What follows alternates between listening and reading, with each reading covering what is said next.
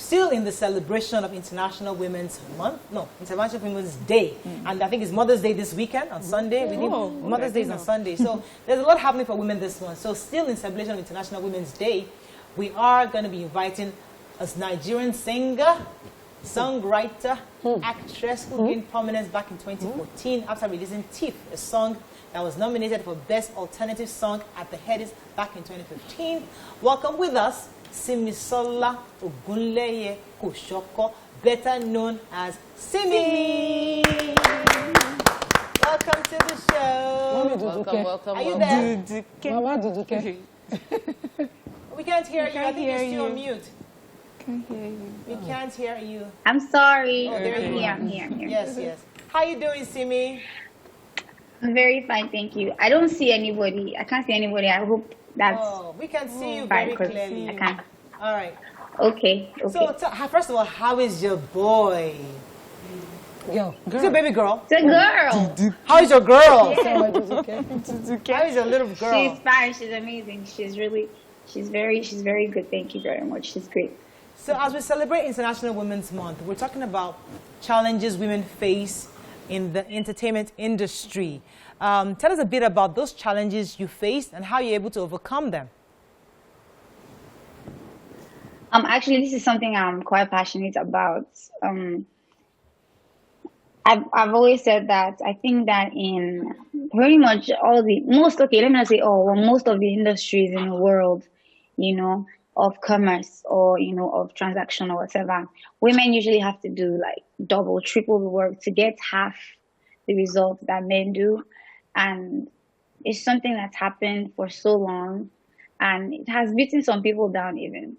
Some of us are lucky enough to have been able to come out on the other side in spite of, whatever discriminations or prejudice may be happening. But this is something that I'm like, when I was a teenager or like much younger, nobody used to say anything about Women's International Month or Women's History Month, and so I'm glad that these conversations are happening now and people are paying attention, more than they used to. My career definitely, there's a lot of things that you hear, especially when you're coming up, when you're starting out. People sometimes they expect you to look a certain way. When a guy is, for example, trying to break through, you don't hear as many conversations about how they look or whether they're sexy enough or whether their skin is right, as much as you hear for a woman. As a woman, you're hearing, can you play sexy, for example? Or recently on Twitter, I heard somebody saying something like, I don't really like working with men in the industry because women are more difficult. I've heard things like, they want to do makeup now. It's just like the weirdest things, and it's almost like just being a woman is already too much work for people to handle. Right. And as a woman, if you start to demand for, I'm sorry, go ahead. Okay, Simi. So, when you come across you're soft-spoken, people say, she has such a sweet, nice voice. And there are 2 occasions on Twitter where you used your voice, and I saw the backlash, especially from men, when you talked about fraud and you spoke about, the recent Thames and Sam Clef issue. And I find it that, do you think it's because you're expected to be the sweet little girl on the side that does not ruffle any feathers? And how does that make you feel? I definitely feel like that's part of it. This when you have an opinion about anything and you are in the limelight, everybody sees what you're saying more. Everything you're saying is like times 10. So when you are using that voice, especially doesn't have anything to do with music, for example, they're upset. Simi, I've seen people that will tell me that Simi does not get angry. I'm sure when Simi is angry, I'll be smiling. But that's really not the case. So I know that that's definitely part of it, that I'm expected to be quiet or stay in my corner or know my place.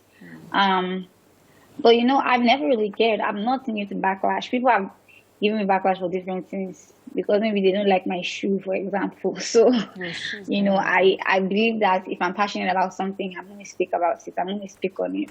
I'm not saying I'm going to be right all the time, but like I'm not afraid to use my voice because I'm privileged to be in this position, and as much as possible, I want to speak out for the things that are important to me. So, Simi, thank you for, for breaking our hearts, because we thought you would help us rescue files from bachelorhood, but you you completely disguised on that one. And I felt that, the way your relationship with Adebule Gold was, and even the wedding was so private, you must feel the need in this limelight to protect what is dearest to you. Do you feel that way? And how do you see people hounding you for personal information? For what? Do you feel the need to protect your family? Oh yes, definitely. Even before I got married, I've always felt like it's important to separate or compartmentalize, parts of my life because of how public my space is. I know that whatever I put out, I can't take it back. So if I'm telling people this, it's no more my information to protect. So that's why I'm very careful with things I put out, because there are things I want to say. It's not like I don't want to share things. It's just when I post things, the very small fraction of the people that see that those things are my friends, and my family. A larger fraction are people that I don't really know, people that I'm not close to. So I have to be careful with the information I put out, because I want to have my space of sanity that has nothing to do with anybody else, that doesn't have anything to do with my music. So yeah, it's very important to me to do that. So there are two things I want to ask you about. I'm sure there'll be time to go into it. First thing is, I saw that you had like a YouTube channel. You were doing like we call these stupid conversations. That was pretty cool, and I want stupid sessions. Yeah. So what informed that, and what are you hoping to achieve on that side? And the first question I wanted to answer is concerning your style of music. Now, you stood your grounds on how you wanted people to accept your sound. And we're in an industry where people are conformed into saying what they think people want to hear and sounding the way they think people want to hear. How was it for you singing the way you've been singing, and then everybody now has accepted you? What was it like in the beginning? Well, to answer the first question, I just really wanted a space where I could, share my opinions, and I wasn't looked at as a singer that is talking. I just wanted to be this young lady that, has opinions and sometimes wants to share with her friends, or just, people that also have opinions to share. I think because, first of all, I'm a stubborn person, so if I want to do something, I'm not about to do anyhow. If I have an idea about something and I'm very confident on it, I stand my ground. So in the beginning, doing the sound that I do, it wasn't exactly easy because that's not what everybody else was doing. But because I believed in it and I was sure of it, I put my foot down. And I guess the more that people have seen that I'm able to own my space and do my job well, they've accepted it, and now they actually want more of it. Now I've seen more artists in mainstream that are doing, more diverse sounding music, more alternative sounding music. So I think that I've done a great job, and I'm proud of myself. Okay, Simi, you mentioned earlier that, it's more difficult for a woman in any industry around the world. It's almost like you have to do much more. But we cannot deny that, there's this competitive mentality amongst women. Women, we sort of... So we have to advocate women, supporting women so much so that women will turn towards women and grow them. How is it like your relationship with other female artists within the industry? And how do you see the comparison sometimes made by your followers when they say, okay, you don't like to do sexy, and they compare you to another artist like the one that trended sometime in the past? Yes, I think it's almost like a natural, I don't know why it happens, but I think somehow people assume that it's healthy, or it's just vibes to be pitting women against each other. You see a woman that's trying to get her own break in the industry or win, and the next thing they've already compared her to somebody else in the industry that is making it. And I genuinely believe that there's space for everybody. Everyone has room to succeed. We're all there's so many talented people, and I don't think that women should be having to struggle to make it because they are trying to, separate from other women. And I guess maybe there's this subconscious pressure that we might be going through where we're thinking, oh, if I do this now, they say I sound like this person, or if I work with this person now, how are people gonna? I don't know whether it's in our heads now or something, but I feel like women, because there's something I say again, that women are fighting plenty battles. They are fighting for their family. To be a woman to be a musician as a woman here, first of all, the kind of support you get is not the same, So you're fighting from that angle. The audience is telling you what they think you should be looking like. The executives are telling you what you should be looking like. You yourself, you're fighting your own battle. So sometimes you might come off as defensive. Meanwhile, you're just trying to protect yourself, and right. Over time, going through this over and over, it will just, it's stressful. Right. Let me go a quick break. But come back, we'll continue this conversation with you. Stay with us, we'll be right back.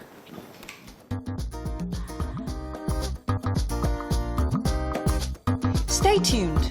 Your View will be right back. So, Simi, one of the major things a lot of female artists and celebrities go through is the ability to balance their homes. Especially, we see lots of celebrities have issues with divorces, issues with their spouses, being there for their children. You have a baby now. How have you been able to manage all this together and still be very functional at your work? I think it's learning how to prioritize. It's learning how to prioritize and just don't drop the ball. Sometimes you probably will drop the ball, but be very, very deliberate about the things that you're doing. I don't like to give relationship advice because I feel like everybody's story is different, everybody's space is different, and you can't really tell what people are going through unless you're there. But for me, I just like to prioritize. I know the things that are most important to me. And I don't take my eyes off the prize, regardless of what I'm chasing or what I'm trying to get. Having a baby in the mix is definitely harder, especially as a mom, because a mom's job is not easy. Like I said, I prioritize. Now the things I don't do as much, because before I could sit in the studio for 12 hours straight. But now I don't have that luxury anymore. Now if I get 2 hours, I'm lucky. So I just pace myself because I understand that that's how it is. Yeah. So Simi, you're a mother of a daughter, and usually you hear from people once they have children, they begin to have your daughters, sort of their perspective on life changes. I'm wondering, what are the things now that you're a mother you would hope you see better in our society so that your daughter will grow up and enjoy that? And what are some of the things you would like to see end? One of the things I was most scared about when I just had my baby was that the world is crazy and you cannot protect your child from everything, especially as you grow older. So I used to have a lot of anxiety about it, but one of my mantras is worrying changes nothing. Worry doesn't make anything better. So I guess my hope is that I can put in as much good, along with her dad, put in as much good in her head and her mind. So even when she goes out into this crazy, crazy world, she has enough to buffer her, to protect her. So even if she makes mistakes, she has a foundation that helps her. Because the world is getting crazier and crazier. As we have access to more, it's getting wilder, especially for kids now. Kids aren't even really kids anymore because of the things that we have access to. Social media is a wild place, etc., etc. I can understand. Even I worry about it when you scroll online and then you see nudity. You're wondering, is this what my son is going to be going through in the nearest future? I'm keeping them everybody can access it, exactly. So. Really bad. I want to ask you a question, though, and not pitting you against your husband, but it's just that sometimes I look at it like, how do you cope? How do you, there's a song, Bite the Dust, and I read on your social media that you said it was his own song. He was doing the song, you liked it, you wanted to do a verse, then he told you, put the song on your album, and then it's a very wonderful song. So how do you creatively collaborate without feeling any bit of competition. Like maybe you say a word and it turns into a music and then it blows with the music and you're like, that was my line. Does that ever happen?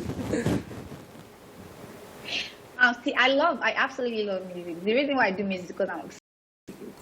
And I think that I've been very blessed in my life with the person that I'm with, because I think we just really get each other. Besides the fact that we're together or we're married, we're actually friends, and we actually also respect each other in the industry that we're in. So it helps us to be able to tap into, you know, ideas and everything. Like I said, when we're actually in the States, when he was working on a song, and me, I begged for a verse. I'm like, I like this song, let me sing.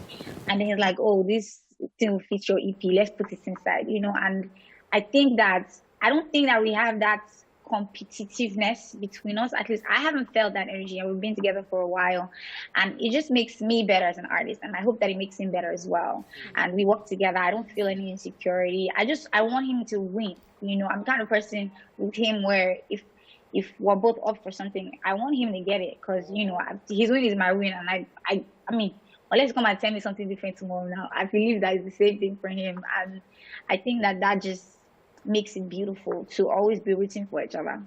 Okay, it's good that, you know, it's your major support system. But, you know, some women have to put boundaries. Some people will say, okay, we are in music together. I'm sorry? Some women have to create boundaries for their own to work. Yes. So I'm just going to ask how yours work. So in yours now, you both are artists. Do you have different record labels? Do you put boundaries on certain things? Even within the home, do you draw a line on some things and say, everything is together. You know, Mr. Gold, yeah. say that side. You know, all of you are... Oh, definitely. I think that's another thing that actually makes it work. Like, we've never been under the same record label. Right now, we're both independent, I think, but like one time he was signed to YBNL, I was signed to Extreme Music. Like, when it comes to business, we don't butt in. Like, I mean, when I say business, like things that have to do with his team, for example, you know, he might ask me for advice, you know, but he doesn't have to take it, and vice versa. You know, there's no force. There's no, I have to do this to please you. And there's no pressure to be that person. So we're not trying to pretend to make it work. We understand that there's space for everything. It's just that when we do merge and when we do collaborate on things, the synergy is great because we're in great headspace. I don't know. Right. Life is too short. Okay, let me bring this back to the International Women's Day celebration, because I'd like to know what you challenge. I mean, it's important for us to be clear. What is that thing you challenged today? And I'd like you to tell us on the show. What I'm challenged to do, is that what you're saying? No, what you choose to challenge. You know, the theme for this year's International Women's Day is every woman is choosing to challenge something. So what's that thing generally that affects all women that you choose to challenge? Yes. I choose to challenge the stereotypes that says that women do not deserve as much as men, and sometimes more if they work more. I choose to challenge the stereotype that women are not worthy of the same things that they work for, because we're more than enough. We're passionate. We are amazing multitaskers, and I've chosen to challenge that for a long time, and I will continue to challenge that until it changes. We have to wrap up, yeah. Okay, to wrap up, but I just have, we like romance in this here. So, you know, in the beginning, everybody thought you were supposed to be one particular very funny person, and then you chose someone. Why did you choose your husband? What was it about him that made you choose him? I was dating my husband before I met Pao. Oh, so no. Yes, I was dating. So can you tell us something romantic about I was dating my husband. We were just working, and people were asking we're dating. About who? Your husband, something romantic that he does that makes you smile. Oh, he's always surprising me. Always. Oh, we've been together 7 years now. He's always surprising me, and he's always making me cry happy tears. So. Aww. So Dejare is not a common, like, I don't know, I don't see it as a very, very common name to give a girl. What informed the name for your daughter? And Okay, go on traditional. I guess, I mean, for my husband's side of the family, they use the word Ade a lot, because I think their family is royal, is equal soccer, and I like that. So we actually had the name like early on in my pregnancy, and we fell in love with it, and I mean, we're still in love with it. We call her Deja. But yeah, it's not a unique name. That's another thing that is appealing about it, actually. So yeah, I was glad that we went with that one. So let me take some tweets for you. Andrew in StarTimes is saying, I think Simi is a smart Nigerian lady. She's well equipped for the 21st century. Thank you. Ayodele Agbabiaka says, Simi, Amen to that. Like your naturalistic. Keep it up. That's what he said. I'm sorry? He said, Simi, I like your naturalistic. what that? Whatever that means. All right, we have to wrap up, Simi. That you're true to yourself. We're going to wrap up very soon. Simi, is there any Thank you. tell us what you're working on and what's out there for us about Simi that we can check up online. Yeah. Well, I dropped my EP late last year, Restless 2. So if you haven't checked it out, you should check it out. I'm working on my next album to come out later this year. I'm really excited. And I hope that I can make the kind of music that people continue to be proud of and people continue to want to listen to. We love your We love your songs. voice. Like, we love your So voice. we're gonna play. Thank you. We're gonna play Thank your you. song to wrap up. Let's hear Which one? Which I one are you love gonna play for Ayo. us? We're gonna get one of her songs. I out. love But I had to do Kesha, they should not play that one. Do, No, but I can never hear enough of that Simi, song. you should collect money for everybody using that song. There for you. Okay, we're hearing There for You. That's what they're playing for us. Okay, let's hear There for You. Okay, see me now. Just wanna be there for you. Oh yeah. That's a really, really nice song. Very cool song. Simi, are you there? I'm here. Thank you so much. Goodness. Simi, Tell us but about that. Yeah, go I wanted ahead. to ask you, you know, your lyrics, it shows street sense. So how do you write your songs? When it comes, you know, those slangs, Street sense. they just become code for life. You know? I guess I tap into myself. I tap into my friends as well. And sometimes it's just vibe. Sometimes it's really not that deep. Sometimes it is that deep. But I think that the nicest thing about my songs is that people can relate to it, and I like to always, play on that. So yeah. When you're with guys on set, does your husband come along with you? Is it a problem for him? No, no. It's like, no. What are you saying no to? Him on set or like? No, what? Okay, Simi. Let me not push further. We have to wrap. All right, but thank you very much, Simi, for joining us this morning. We appreciate what Thank you you for shared with having us. me. And we wish you luck on this campaign. I mean, because the issue of women in the industry, Thank you. getting that opportunity is quite important, and we appreciate that you're pushing that agenda to ensure that women are treated equally across board. Thank you so much. That's all we can take on the show, ladies. Thank you. Have a fabulous All right. day. Enjoy the rest of the weekend. We'll see you Monday. Bye for now.